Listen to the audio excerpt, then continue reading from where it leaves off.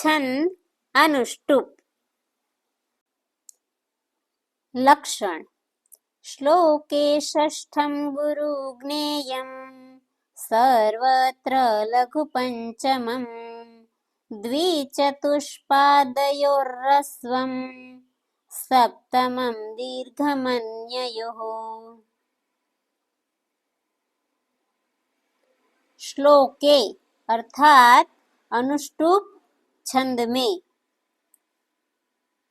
सर्वत्र सभी चरणों में, पंचमम पांचवा वर्ण लघु लघु होगा, षष्ठम छठा वर्ण गुरु ज्ञेयम गुरु होगा, द्विचतुष्पादयोः दूसरे और चौथे चरण में, सप्तमम सातवां वर्ण ह्रस्वम अर्थात लघु होगा, अन्ययोः अर्थात अन्य पाद में, अन्ययोः पादयोः अर्थात प्रथम और तृतीय चरण में, सप्तमम सातवां वर्ण दीर्घम अर्थात गुरु होगा।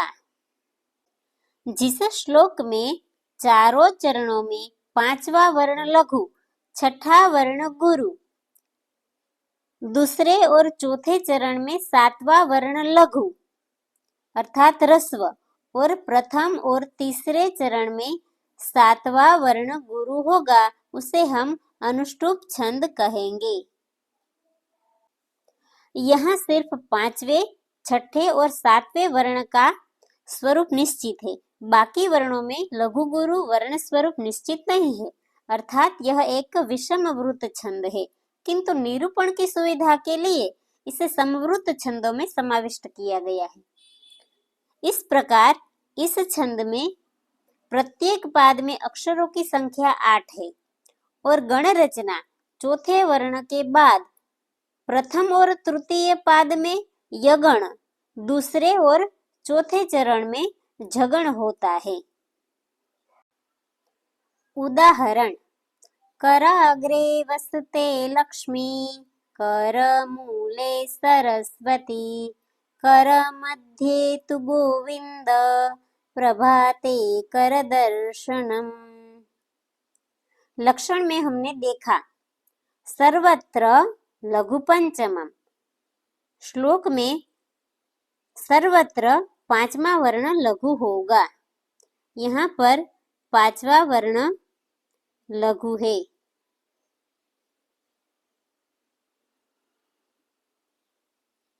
सर्वत्र छठा वर्ण गुरु होगा, यहाँ पर छठा वर्ण गुरु है।